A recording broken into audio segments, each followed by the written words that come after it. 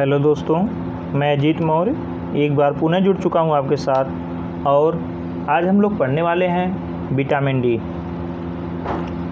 और इसके पहले हम लोग विटामिन ए और विटामिन बी के फैमिली यानी कि 8 फैमिली है उसको पढ़ चुके हैं। विटामिन सी पढ़ चुके हैं और विटामिन डी। विटामिन डी की बात आती है तो सबसे पहले हम लोग जानेंगे इसका रासायनिक नाम।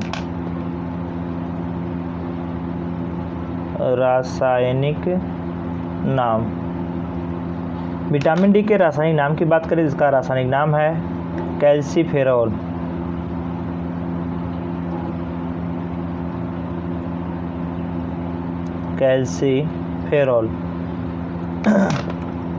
इसके साथ ही साथ विटामिन डी एक प्रोविटामिन है। प्रोविटामिन आपके लिए नया नहीं है, बल्कि इसके पहले आप लोग विटामिन ए में, विटामिन B3 में और पुनः हम बात करने जा रहे हैं विटामिन डी में। हमने 3 जगह प्रोविटामिन का नाम लिया। प्रोविटामिन वह विटामिन होती है जो विटामिनें हमें अपने मूल रूप में डायरेक्ट भोज्य पदार्थ से ना मिल करके बल्कि अन्य किसी अपने पूर्वगामी रूप में मिलती हैं और हमारे शरीर में परिवर्तित होकर अपने एक्टिव फॉर्म में आती हैं। इस तरह की विटामिन को प्रोविटामिन के नाम से जाना जाता है। अगर हम विटामिन की ए की बात करें तो वहाँ पे हमने देखा था कि विटामिन ए जो कि इसका रासायनिक नाम रेटिनॉल था, इसका पूर्वगामी रूप से हमने देखा था। विटामिन ए के पूर्वगामी की बात करें तो वहाँ पे हमने देखा था कि बीटा कैरोटीन था, लेकिन वहीं पर जब हमने विटामिन B3 यानी कि नियासिन की बात करें तो वहाँ पे हमने देखा था उसका जो पूर्वगामी रूप था वो आपका ट्रिप्टोफैन, जो कि आपका एक प्रकार का एसेंशियल अमीनो एसिड है। उसी प्रकार से जब हम लोग विटामिन डी की बात करेंगे तो ये भी आपका एक प्रोविटामिन है। और हमें पता है कि हमारी त्वचा के अंदर उपस्थित 7D हाइड्रोकोलेस्ट्रॉल है। तो इस प्रकार से तीनों के प्रोविटामिन हमने देखा। प्रोविटामिन है और इतनी बात हो गई। विटामिन डी को sunshine vitamin, anti rickets vitamin, anti osteomalacia vitamin, anti osteoporosis vitamin, अष्ट विकृत नाशक विटामिन के नाम से जाना जाता है। तो आपको पता होगा जो हम विटामिन डी की बात कर रहे हैं तो इसे हमने सनशाइन विटामिन क्यों कहा, क्योंकि यह जो विटामिन है हमें सूर्य के प्रकाश से ही इस विटामिन का निर्माण हमारे शरीर में हो रहा है, इसलिए हमने इसे सनशाइन विटामिन कहा। Sunshine vitamin. दूसरी बात आती है anti rickets vitamin. Anti rickets vitamin, क्योंकि हमें पता है जो विटामिन डी होता है यह रिकेट्स रोधी होता है, यानी कि इसकी उपस्थिति में रिकेट्स नामक रोग नहीं होता, इसलिए इसे एंटी रिकेट्स विटामिन के नाम जाना जाता है। अगला नाम आता है एंटी ऑस्टियोमलेशिया। ऑस्टियोमलेशिया आपको पता है कि युवावस्था में विटामिन डी की कमी से होने वाली समस्या है, विटामिन डी की कमी से या कैल्शियम की कमी से, क्योंकि हमें पता है कि विटामिन डी की उपस्थिति में ही कैल्शियम का अवशोषण हो पाता है। तो कहीं ना कहीं विटामिन डी का संबंध कैल्शियम से है और कैल्शियम का संबंध आपके ऑस्टियोमलेशिया से है। तो इसे एंटी ऑस्टियोमलेशिया विटामिन के नाम जाना जाता है। और तीसरी बात आती है, इसे एंटी ऑस्टियोपोरोसिस के नाम जाना जाता है और अस्थि विकृत नाशक विटामिन, यानी कि जब हमारे शरीर में विटामिन डी की पर्याप्त मात्रा होती है तो कैल्शियम का पर्याप्त हड्डियों में जमा होता है, जिससे हमारी हड्डियां मजबूत होती है। जब इसी विटामिन डी की कमी होती है तो कैल्शियम का जमा हमारी हड्डियों में नहीं होता है, जिससे हड्डियां कमज़ोर होती हैं, अर्थात ये इनमें टूटने फूटने की ज़्यादा संभावना होती है, इनके विनाश की संभावना होती है। इसी कारण से इसे अस्थि विकृति नाशक विटामिन के नाम से जाना जाता है। शायद आपको समझ में आया होगा। अब आगे हम देखते हैं। 1922 में मैकोलम ने अपने प्रयोग से बताया कि जो कॉड लिवर ऑयल होता है, कॉड लिवर ऑयल यानी कि मछली के तेल से, यकृत से प्राप्त तेल से यदि विटामिन ए को अलग कर दिया जाए, तब भी कॉड लिवर ऑयल में रिकेट्स नामक कारक को, रिकेट्स नामक रोग को ठीक करने की क्षमता होती है, अर्थात एंटी रिकेट्स कारक पाए जाते हैं विटामिन ए को अलग करने के बाद भी। वो आपका कब सिद्ध किया इन्होंने? 1922 में। किसने सिद्ध किया? मैकोलम ने सिद्ध किया। और क्या सिद्ध किया कि जो कार्ड लीवर आयल है, इसमें से यदि विटामिन ए को निकाल दिया जाए उसके बाद भी उसमें आपके एंटी रिकेट्स कारक उपस्थित होते हैं, यानी कि विटामिन ए को निकालने के बाद भी हमारा जो कार्ड लीवर आयल है उसमें रिकेट्स को ठीक करने की क्षमता होती है। अगला पॉइंट देखिए, जो हमारा विटामिन डी होता है यह सूर्य की अल्ट्रावायलेट यानी कि सूर्य की यूवी किरणों के प्रभाव से यह शरीर में संश्लेषित होता है। संश्लेषित होने का तात्पर्य यानी बनता है, इसलिए इसे सनशाइन विटामिन कहते हैं, जिसकी चर्चा हमने पहले की। तो सनशाइन विटामिन, अब इसके हम जान लेते हैं यहीं पे विशेषता को जान लेते हैं। विशेषता कुछ थोड़ा शार्ट में बताएंगे, बहुत विस्तृत ले जाने पे वीडियो बहुत लंबा हो जाता है, तभी इतना भी शार्ट नहीं बताएंगे आपको समझ में ना आए। चलिए, आपकी जब घुलनशीलता की बात आती है तो हमने आपको बताया था WBC, W से water soluble, vitamin B, vitamin C, यानी कि और जितने भी विटामिन हैं जिसको हम कीड़ा के नाम से याद किए थे, यानी कि विटामिन के, डी और विटामिन ई और ए, इतनी विटामिन आपके वसा सोल्यूबल होती हैं, यानी कि जो आपकी विटामिन डी होगी ये आपकी कैसी होगी? वसा में घुलनशील होगी, वसा में घुलनशील होगी। इसके साथ ही साथ जब वसा में घुलनशील है यानी कि जल में अघुलनशील,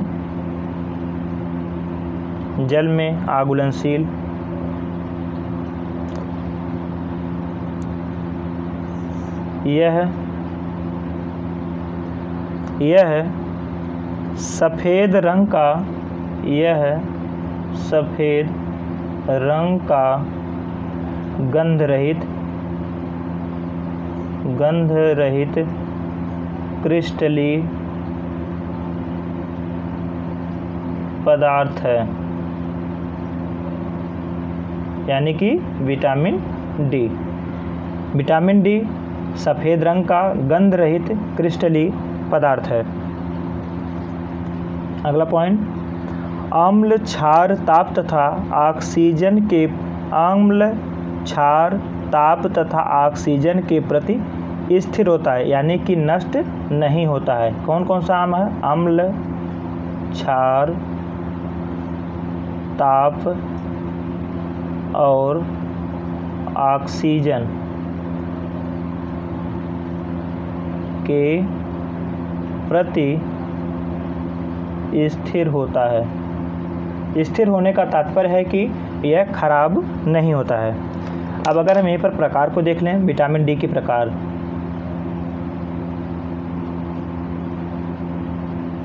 तो यह कई प्रकार का होता है, लेकिन मुख्य रूप से आपका 2 प्रकार का होता है।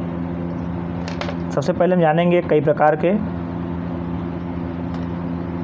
तो यह कई प्रकार होते हैं, जैसे कि आपका हो जाता है vitamin D2, D3, D4, D5, D6 आदि।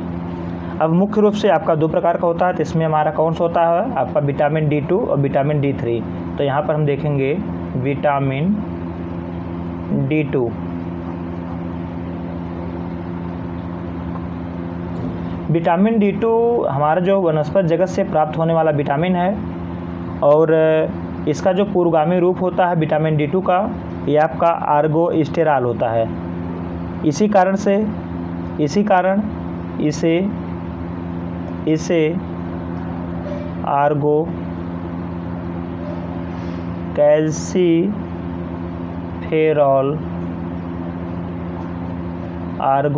कैल्सीफेरॉल कहते हैं।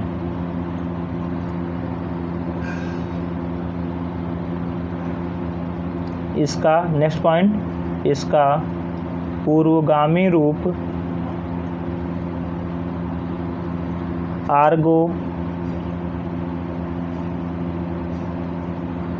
आर्गोस्टेरॉल होता है। इसका नेक्स्ट पॉइंट हो जाएगा, यह वनस्पति ऊतकों में पाया जाता है। यह वनस्पति ऊतकों में पाया जाता है। साथ ही फफूंद व खमीर में भी पाया जाता है। साथ ही फफूंद व खमीर में भी पाया जाता है।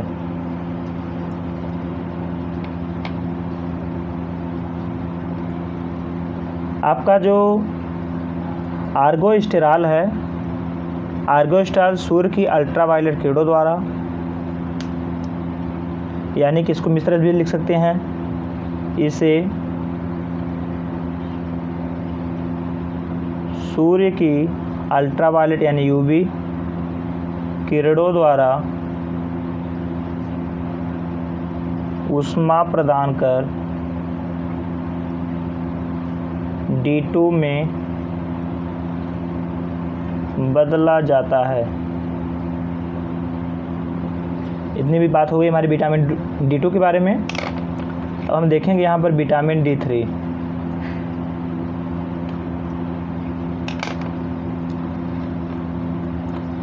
इसे कोलेकैल्सिफेरॉल, इसे cholecalciferol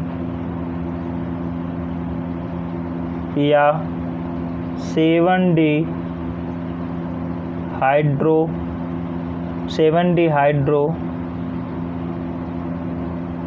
cholecalciferol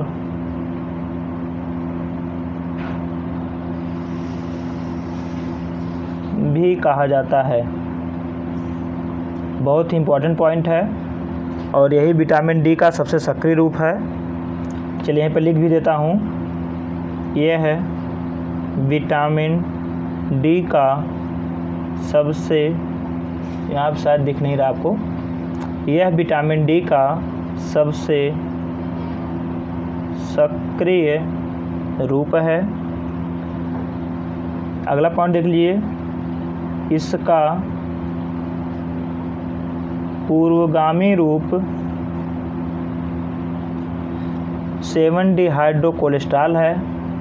7D hydro cholesterol 7D hydro cholesterol है, जबकि इसे 7D हाइड्रो कोलेकैल्सिफेरॉल कहा जाता है। जबकि इसका जो विटामिन D3 इसका जो है पूर्वगामी रूप 7D हाइड्रो कोलेस्ट्रॉल है, जबकि इसे यहाँ पे 7D हाइड्रो कोलेकैल्सिफेरॉल के नाम से जाना जाता है। तो इसको यहाँ पे कन्फ्यूजन को अपने दूर कर लीजिए, बहुत ही बारीकी है, ध्यान में रखिए। अगला पॉइंट इसमें जान लीजिए, त्वचा के नीचे उपस्थित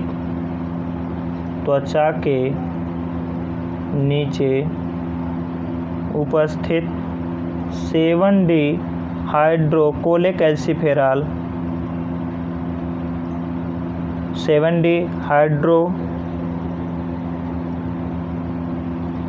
त्वचा के नीचे उपस्थित 7D हाइड्रो कोलेकैल्सिफेरॉल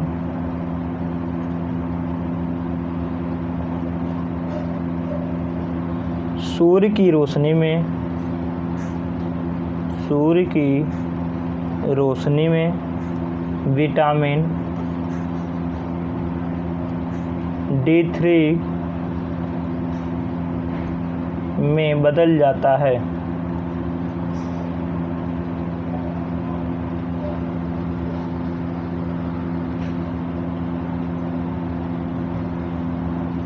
यहीं पे इतनी बात हो गई। कुछ खास बात जान लीजिए विटामिन D2 और D3 में, एक दो पॉइंट है। विटामिन D3 D2 की अपेक्षा अधिक सक्रिय होता है। और एक पॉइंट इसमें देख लीजिए, विटामिन डी का निर्माण सूर्य के प्रकाश की उपस्थिति में त्वचा के नीचे 7-डिहाइड्रोकोलेस्ट्रॉल से होता है। 7-डिहाइड्रोकोलेस्ट्रॉल।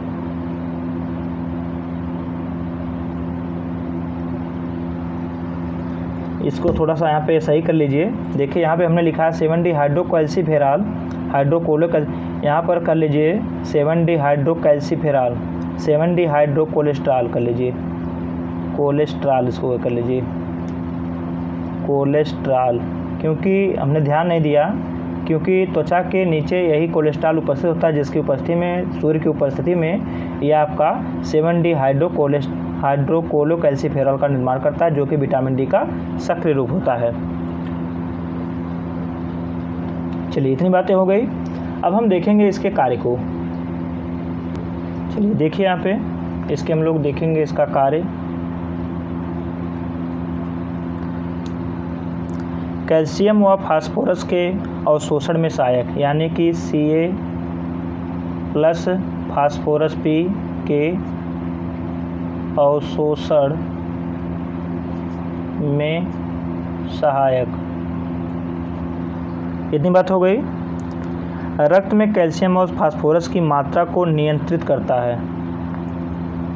रक्त में Ca कैल्शियम और P से आपके फास्फोरस की मात्रा को नियंत्रित करता है।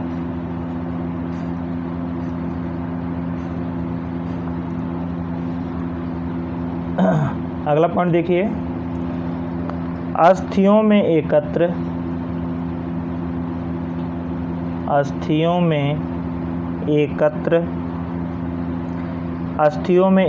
कैल्शियम Ca और फास्फोरस P, अस्थियों में उपस्थित कैल्शियम और फास्फोरस को आवश्यकता पड़ने पर पुनः रक्त में मिला देता है। अब यहाँ पे थोड़ा सा हम जानेंगे कि जो हमारा अस्थियों में कैल्शियम और फास्फोरस अस्थियों में एकत्रित है, जब भी हमारे रक्त में कैल्शियम फास्फोरस की कमी पाई जाती है, तब अस्थियों से निकल करके कैल्शियम फास्फोरस रक्त में मिल जाता है। तो जायज़ सी बात है, कोई ऐसा तत्व होगा जो इसे मिलाने का काम करता होगा। तो यहीं पे जान लेंगे कि वह है आपका तत्व कौन सा है, PTH हार्मोन, PTH यानी कि पैराथायराइड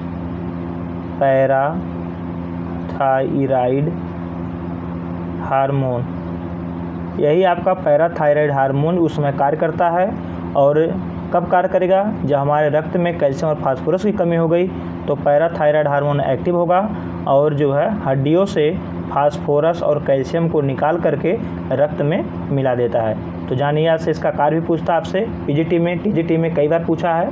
तो वह कौन सा तत्व है जो हड्डियों से कैल्शियम फास्फोरस को निकाल के रक्त में मिलाने का कार्य करता है, तो आपका PTH है, पैराथायराइड हार्मोन। और आपसे यह हार्मोन बार बार पूछता है टीजीटी पीजीटी में। अगले पॉइंट को देखेंगे, जो आपका विटामिन डी है दांतों के स्वास्थ्य, वृद्धि एवं विकास के लिए अनिवार्य है। यह दांतों के इनेमल और डेंटाइन, अगर हम दांत की बात करें तो आपका दांत इस प्रकार से, और इसका दो भाग होता है। जो अंदर का भाग होता है इसको डेंटाइन बोलते हैं, डेंटाइन, और जो बाहर का चमकीला भाग होता है इनेमल।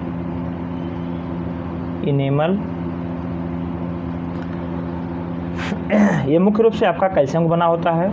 अर्थात जो हमारा कैल्शियम फास्फोरस होता है, कैल्शियम होता है, यह दांतों को स्वस्थ, वृद्धि एवं विकास के लिए आवश्यक होता है और इसी के जमाव में सहायता करता है डेंटाइन और इनेमल के। इतनी बात समझ आ गई होगी। अगले पॉइंट को देख लेते हैं। यह पेशी और तंत्रिका तंत्र को क्रियाशील रखता है। विटामिन डी पेशी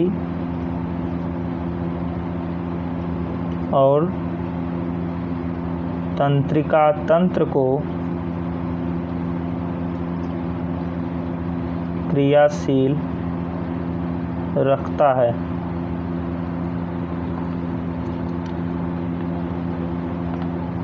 देखिए यहाँ पे हमने अभी बात किया पैराथायराइड हार्मोन, जो कि हड्डियों से कैल्शियम और फास्फोरस को रक्त में मिलाने का काम कर रहा था, लेकिन आपका जो विटामिन डी है यह आपके पैराथायराइड ग्रंथि पर नियंत्रण करता है और ग्रंथ से निकलने वाले हार्मोन को नियंत्रित। जब उस ग्रंथि पर उसका नियंत्रण होगा, यानी कि ग्रंथि का काम क्या है, हार्मोन्स को स्रावित करना, निकालना, तो अर्थात उसके स्राव पर भी इसका नियंत्रण होगा। तो ये लिख लेते हैं। यह है पीटीएच यानी कि पीटीजी पैराथायराइड ग्लैंड, यह है पैराथायराइड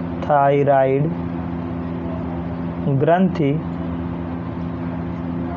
पर नियंत्रण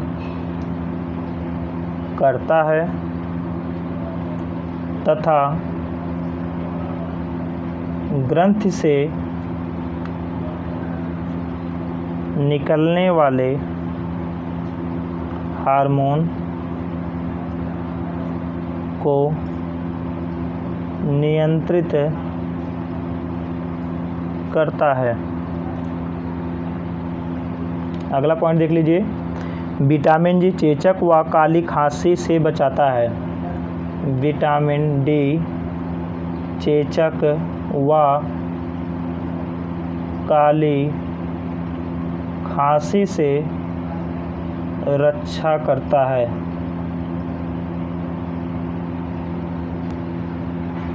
अगला पॉइंट, विटामिन डी बहुत ही इम्पोर्टेंट पॉइंट है। आंतों के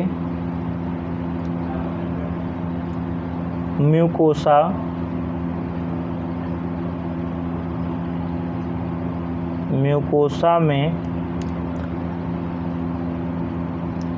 प्रोटीन के सृजन का कार्य करता है। इसके कार्य के हमने मुख्य बिंदुओं को यहाँ पे देखा और समझा। अब हम इसकी कमी को देख लेते हैं, यानी कि विटामिन डी की कमी।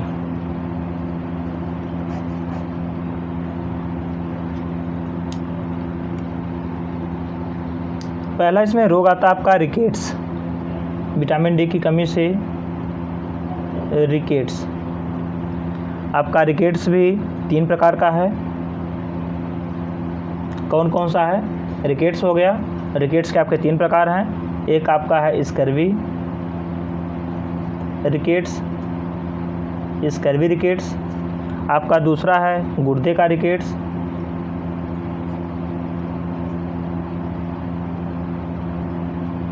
आपका तीसरा है बाल रिकेट्स।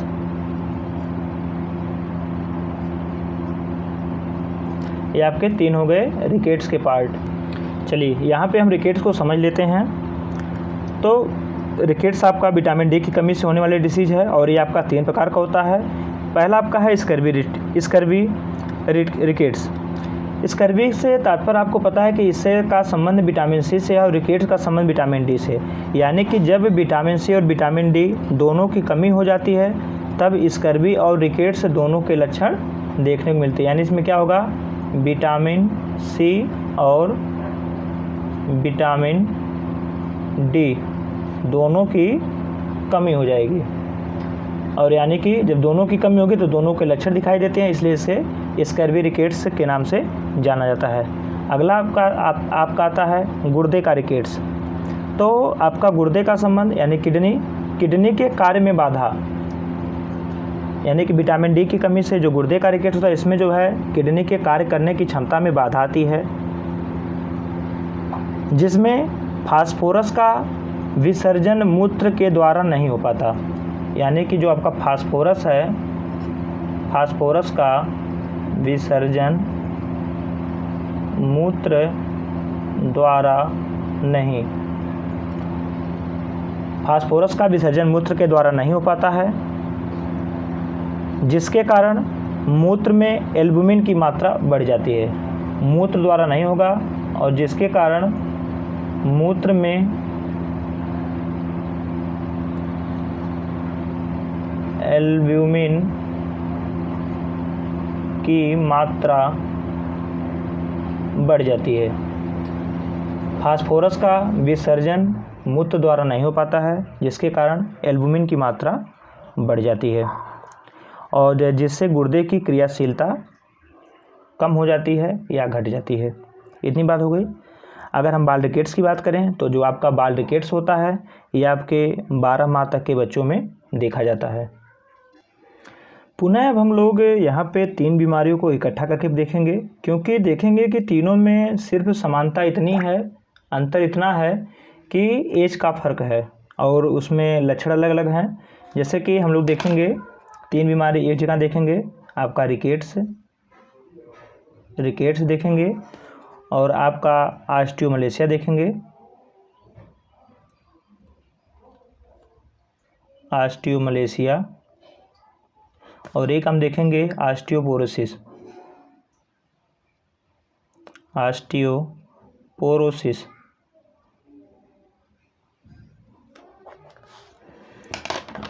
चलिए यहाँ पर हम रिकेट्स की बात करने जा रहे हैं। रिकेट्स की बात करें तो सबसे पहला पॉइंट आता है रिकेट्स में, यह बच्चों में होता है, बच्चों में होगा। यहीं पर हम ऑस्टियोमलेशिया की बात करें तो आपका यह एडल्ट में होगा।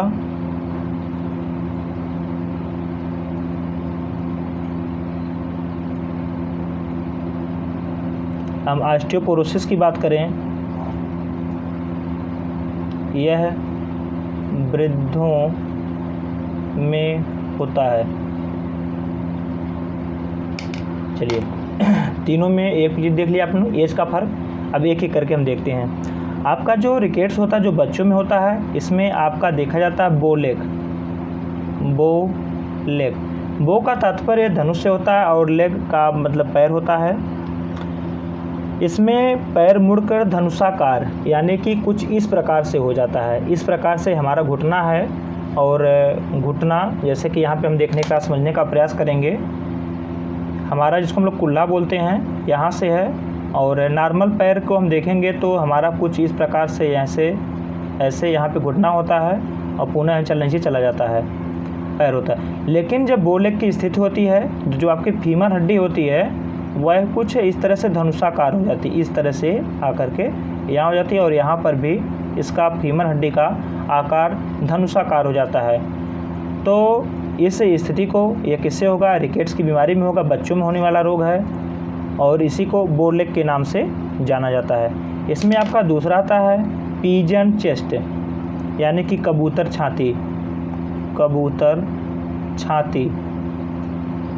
छाती में होता क्या है कि इसमें जो आपकी रिब्स पसलियाँ होती हैं वह आगे की ओर निकल जाती हैं। जो आपकी पसलियाँ होती हैं यहाँ पर स्टर्नम हड्डी होती है और पसलियाँ होती हैं, यह बाहर की ओर निकल जाती हैं, और यहाँ पे कोई भी मांस नहीं बल्कि इस पर से स्पष्ट रूप से बाहर से दिखाई देती हैं पसलियाँ, इसलिए इसे कबूतर छाती के नाम से जाना जाता है।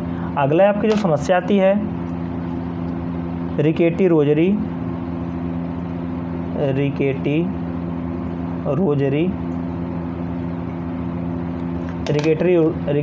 को देख लेते हैं। रिकेटी रोजरी में होता क्या है कि जो हमारे हड्डियों के जॉइंट होते हैं, जोड़ों पे स्थान पर गोल उभार, इस तरह से गोल उभार, जैसे हड्डी हो गई कोई, यहाँ पे इसका जॉइंट है और इस पे गोल उभार देखने को मिलता है। एज लाइक मोती स्ट्रक्चर, मोती की तरह गोल उभार देखने को मिलता है। और चलिए ठीक है, यानी कि विशेष रूप से जो हमें रिकेटी रोजरी में जानना है, आपके हड्डियों के जोड़ों पर मोती जैसा उभार। इतनी बात को हो गई। अगला देखेंगे, जब विटामिन डी की कमी होती है तो हम लोग देखते हैं जिस बच्चे के अंदर विटामिन डी की कमी हो जाती है, क्योंकि विटामिन डी के ही उपस्थिति में कैल्शियम और फास्फोरस का हड्डियों में जमा होता है। जब विटामिन डी की कमी होगी तो कैल्शियम और फास्फोरस का हड्डियों में जमाव नहीं होगा, जिससे उनकी हड्डियों का विकास नहीं होगा। जब हड्डियों का विकास नहीं होगा अर्थात उनकी लंबाई कम होती है, यानी कि इस तरह के बच्चे 3 से 4 फीट के देखे जाते हैं, यानी कि लंबाई में कमी, लंबाई कम। चलिए अगला जो इससे एक समस्या देखी जाती है विटामिन डी की कमी से, cranio tube, CRAN, cranio tube से। क्रैनियो ट्यूब से आप लोग देखते होंगे जो हमारे नवजात शिशु होते हैं उनमें हम देखते हैं कि हम लोग बोलते हैं तारू, वहाँ पे देखते हैं बहुत नर्म होता है, तारू चलता है और देखते हैं, यानी कि वहाँ पे हड्डियाँ नहीं होती है। इस तरह के हमारे सिर में नवजात बच्चों में 5 स्थान होते हैं जहाँ पे हड्डियाँ धीरे धीरे विकसित होकर उसको कवर करती हैं। लेकिन जब बच्चे के अंदर विटामिन डी की कमी होती है तो क्रैनियो ट्यूब्स की समस्या को देखा जाता है। इसमें होता क्या है कि सिर के मध्य भाग आपका नर्म हो जाता है, बुलबुल, जैसे कि आप लोग सिर 5 स्थान पे देखते हैं जिसको हम लोग तारू के नाम जानते हैं। और जब ये विटामिन डी की कमी होती है तो उसका पूरा मस्तिष्क, सिर का पिछला भाग काफ़ी नर्म होता है, मुलायम होता है, उसको दबाने पे दबता है। चलिए, और अगर विटामिन डी की कमी होगी तो इसमें आपका असहज व विघटित व्यक्तित्व देखने को मिलता है। अब देखते हैं हम ऑस्टियोइथनिया, हमने बात कर ली रिकेट्स के अंतर्गत जो कि बच्चों में होने वाला समस्या थी। अब हम बात करेंगे ऑस्टियोमलेशिया के बारे में। ये आपको एडल्ट में होता है और एडल्ट में इससे जो विशेष करके जो वर्ग प्रभावित होता है ये आपकी गर्भवती महिलाएं या धात्री महिलाएं प्रभावित होती हैं। और इसमें जो है कैल्सिफिकेशन की प्रक्रिया में रुकावट आती है। कैल्सिफिकेशन यानी कि जो कैल्शियम के जमाव की प्रक्रिया में बाधित होगी, यही कैल्सिफिकेशन है। यानी कि ऑस्टियोमलेशिया वह स्थिति है जिसमें हमारे कैल्शियम जो है हड्डियों में कैल्शियम का हड्डियों में जमाव नहीं हो पाता है। इस स्थिति के यानी कि इस स्थिति को ही ऑस्टियोमलेशिया के नाम से जाना जाता है। जब लंबे समय तक हमारे हड्डियों में कैल्शियम जमाव नहीं होगा तो जाहिर सी बात है कि वहाँ की हड्डियाँ जो हैं उनका घनत्व तो कम हो जाएगा और इसकी विकट स्थिति को ही ऑस्टियोमलेशिया के नाम से जाना जाता है। ऑस्टियोमलेशिया में ही हम लोग देखने को मिलता है हमको कायफोसिस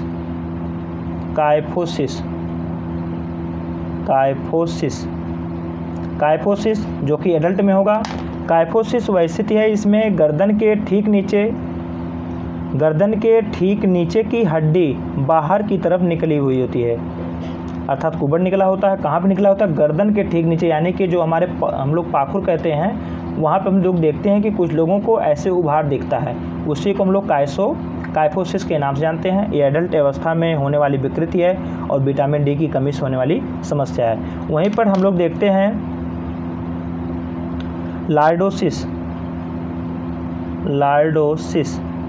लार्डोसिस की बात होती है तो हम लोग देखते हैं कि इसमें जो कि हमारे गर्दन पे यहाँ पे यहाँ पे उभार था, पुनः जो हमारी रीढ़ की हड्डी थी।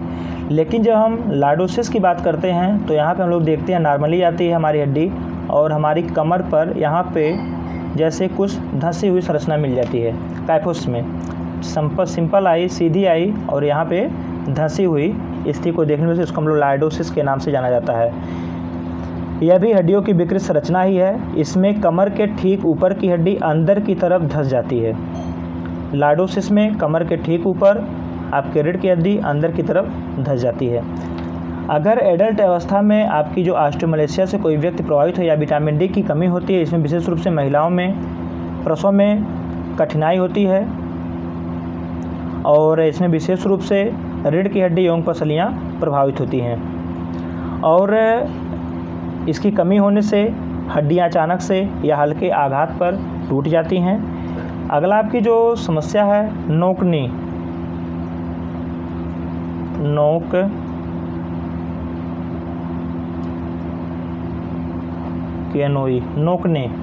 नोकने में होता क्या है कि जैसे आप लोगों ने इसमें देखा बोलेग में आपने देखा कि यहाँ पे धनुषाकार फीमर की हड्डी बाहर की तरफ मुड़ गई थी। इसी प्रकार जब हम नोकनी की बात करते हैं तो यहाँ पे हम लोग देखते हैं कि हड्डी तो ठीक होती है लेकिन हमारे यहाँ पे ऐसे यहाँ पे घुटना हो गया और यहाँ से हड्डी आएगी ऐसे घुटने पे और पुनः जो ऐसे, यानी कि इस तरह की स्थिति जो होती है उसे नोकनी के नाम जाना जाता है। इसमें कि यानी कि आपके जो घुटना होता है आपस में लगभग सटने की स्थिति में होता है, टकराता है और इसमें से कट कट की आवाज़ आती है। तो इस स्थिति को नोकनी के नाम से जाना जाता है। और ये सारे की सारी समस्याएं जो है युवावस्था में, एडल्ट की अवस्था में विटामिन डी की कमी से होने वाली समस्याएं हैं। अब हम लोग देखेंगे यहाँ पे ऑस्टियोपोरोसिस। ऑस्टियोपोरोसिस हमने देखा कि यह वृद्धों में होने वाली समस्या है। इसमें होता क्या है कि जब हमारे भोजन में, हमारे खाद्य पदार्थ में कैल्शियम और फास्फोरस की कमी होती है, तब हड्डियों में जो कैल्शियम फास्फोरस संचित होता है वही जो आपका पैराथायराइड हार्मोन है, वही पैराथायराइड हार्मोन वहाँ हड्डियों से कैल्शियम और फास्फोरस को निकाल करके हमारे रक्त में लाके मिला देता है, जिससे रक्त में इसकी मात्रा तो पर्याप्त हो जाती है। लेकिन जब हड्डियों में जो कैल्शियम और फास्फोरस जमा है और वहाँ से निकलता है तो वहाँ पर ऐसे छोटे छोटे जगह मिल जाती है, जिसको इस खाली स्थान को ही हम लोग पोरस के नाम से जानते हैं, पोरस। और यहीं से इसका नाम पड़ा है। ऑस्टियो माने हड्डी, पोरोसिस माने पोरस, पोरस यानी जगह बन जाना। यानी कि हड्डियों में ऐसे छोटे छोटे पतले महीन छिद्र बन जाते हैं। और ये क्यों बन जाते हैं? क्योंकि वहाँ से जो हमारा कैल्शियम और फास्फोरस था वहाँ से निकल करके हमारे रक्त में आ गया है, और इसी घटना को ऑस्टियोपोरोसिस कहते हैं। जब इस तरह की घटना होती है वहाँ पे कैल्शियम फास्फोरस का स्थान खाली हो जाता है, अर्थात हड्डियों का जो घनत्व होता है वह काफ़ी कम हो जाता है। इतनी बात समझ आ गई होगी। और जब कम हो जाए घनत्व यानी कि हड्डियाँ आसानी से टूट भी सकती हैं, टूट फूट की समस्या ज़्यादा देखी जाती है। चलिए अगला हम लोग देखेंगे पॉइंट इसमें, ऑस्टियोपेनिया।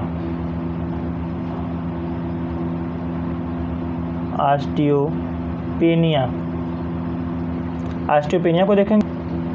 यह भी आपका कुछ और नहीं बल्कि इसमें भी आपके हड्डियों का घनत्व कम होने लगता है। हड्डियों का घनत्व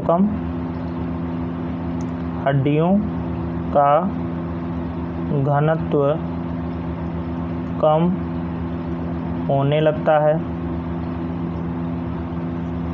परंतु ऑस्टियोपोरोसिस के जितना खतरनाक नहीं होता है। लेकिन ऑस्टियोपोरोसिस जितना खतरनाक नहीं। चलिए, ऑस्टियोपोरोसिस के पहले की अवस्था होती है, जबकि ऑस्टियोपोरोसिस में हड्डियों का घनत्व अत्यधिक कम हो जाता है, जैसा कि हमने आपको बताया। और जब उसका घनत्व कम हो जाता है तो इसमें टूट फूट आसानी से हो जाती है। तो हम लोग अभी इसकी कमी से 3 रोगों को देखा। आपका रिकेट्स देखा जो कि 3 प्रकार का था, जैसा आप लोग यहाँ पे देख रहे हैं, स्कर्वी रिकेट्स, गुर्दे का रिकेट्स और बाल रिकेट्स। और रिकेट्स में जो होने वाली समस्या यहाँ पे हमने देखा, रिकेट्स में बोल देखने को मिलता है, कबूतर छाती देखने को मिलता है, रिकेटी रोजरी देखने को मिलता है और आपका क्रेनियो ट्यूब्स देखने को मिलता है। वहीं पर हमने एक बीमारी देखा ऑस्टियोमलेशिया, जो कि युवावस्था में होने वाला समस्या है। इसमें हमने काइफोसिस को देखा, लार्डोसिस को देखा और नोकनी को देखा। अगला हम लोगों ने देखा ऑस्टियोपोरोसिस, जो कि वृद्धावस्था में होने वाली समस्या है, जिसमें हमने ऑस्टियोपेनिया को देखा। अब हम लोग देखेंगे अगली बीमारी, टिटैनी।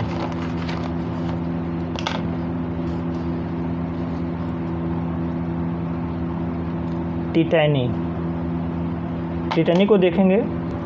टिटैनी आपका कुछ नहीं है बल्कि आपका रिकेट्स का बिगड़ा हुआ रूप है। यदि लंबे समय तक रिकेट्स का उपचार नहीं होता है तो टिटैनी विकसित हो जाता है।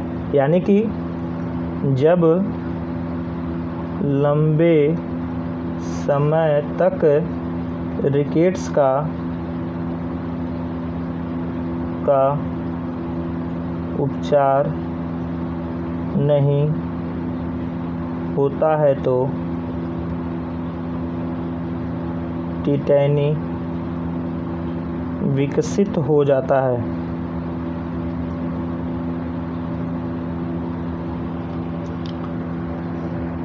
इसमें जोड़ों में दर्द, ऐंठन एवं व्यक्ति बेहोश होने लगता है। जोड़ों में दर्द, ऐंठन एवं व्यक्ति बेहोश होने लगता है। यहीं पर हम एक नोट पॉइंट को देख लेते हैं, बहुत ही इंपॉर्टेंट नोट पॉइंट है, इसको देखेंगे नोट पॉइंट को।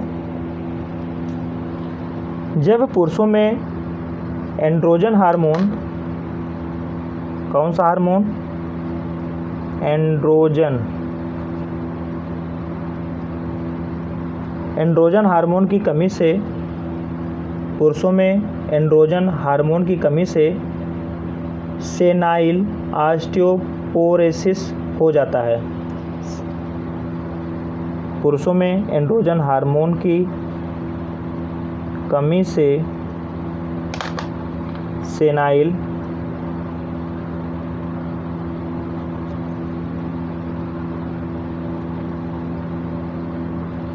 ऑस्टियोपोरोसिस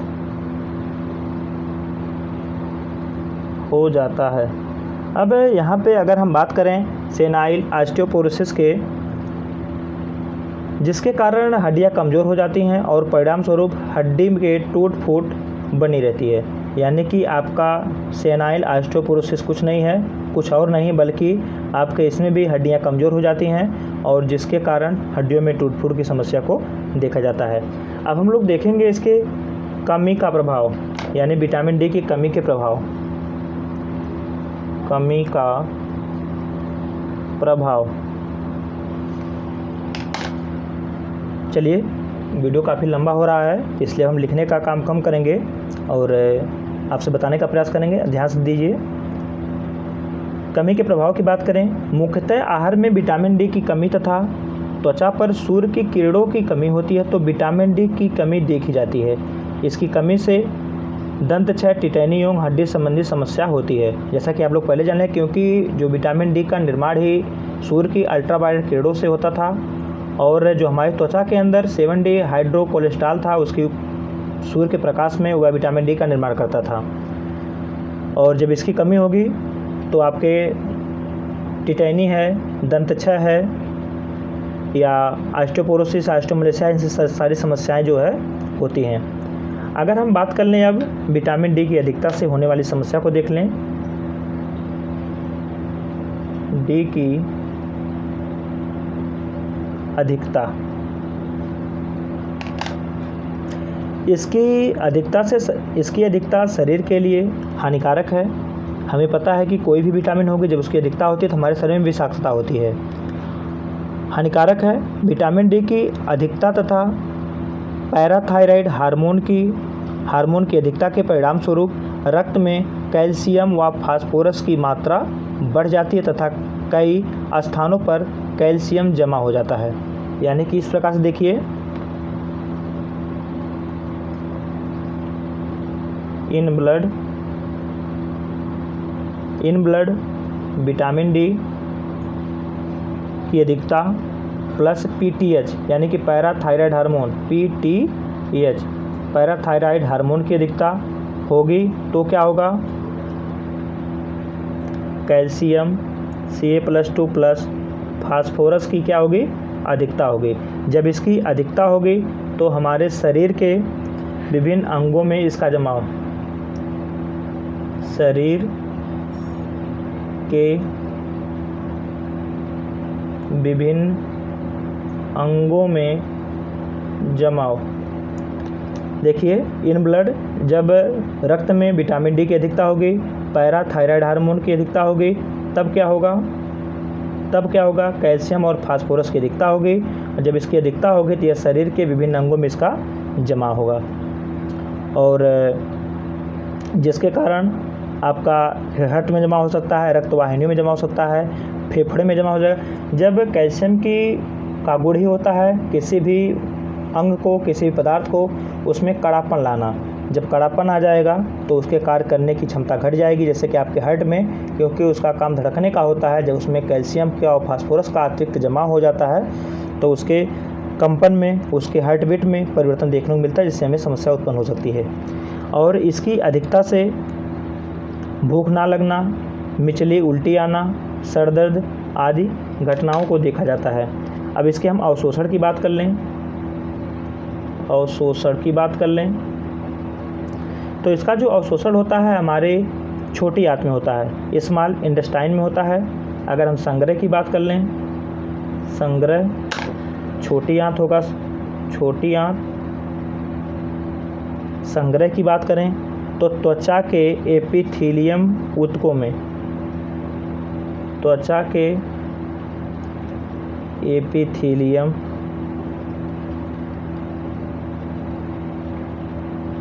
ऊतकों में यकृत व प्लीहा में। अगर हम विसर्जन की बात कर लें तो हमें पता है कि यह आपके वाटर सोल्यूबल विटामिन नहीं है, अर्थात इसका मूत्र के द्वारा विसर्जन तो होगा नहीं बल्कि मल के द्वारा। इतनी बात कंफर्म हो गई होगी विसर्जन तक। अगर हम विटामिन डी के लिए आहार की बात कर लें,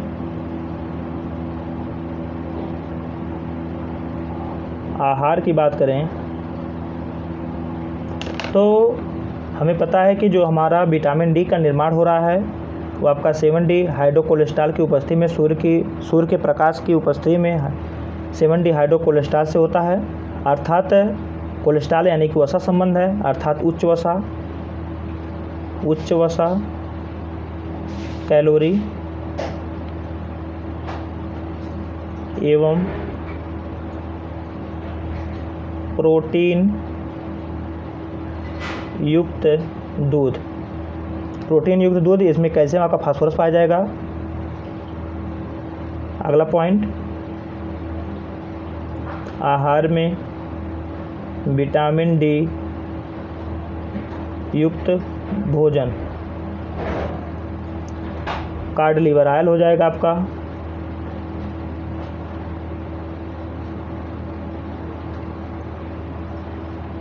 और हमें पता है कि हम लोग देखते हैं कि छोटे छोटे बच्चों को मालिश करके उनको धूप में लिटा दिया जाता है, और मालिश के रूप में आपका विशेष रूप से आपका जैतून का तेल, आपका सरसों का तेल। जैतून और सरसों का तेल दोनों ही बराबर कार्य करता है, चाहे हम जैतून के तेल से मालिश करें चाहे सरसों के तेल से मालिश करें।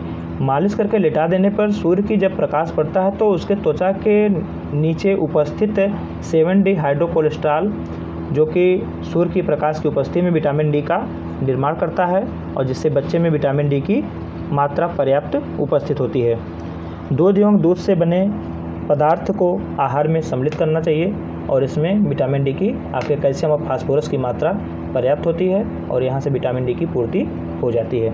इसी के साथ वीडियो को समाप्त करते हैं, यहीं पे समाप्त करते हैं, और आप जुड़े रहें इसके लिए आपको तहे दिल से धन्यवाद। चैनल को लाइक करिए, वीडियो को लाइक करिए, चैनल को सब्सक्राइब करिए और कमेंट को छोड़िए, और जो भी आपकी समस्या हो कमेंट में लिखिए। पुनः मिलते हैं किसी नेक्स्ट वीडियो में, तब तक के लिए धन्यवाद।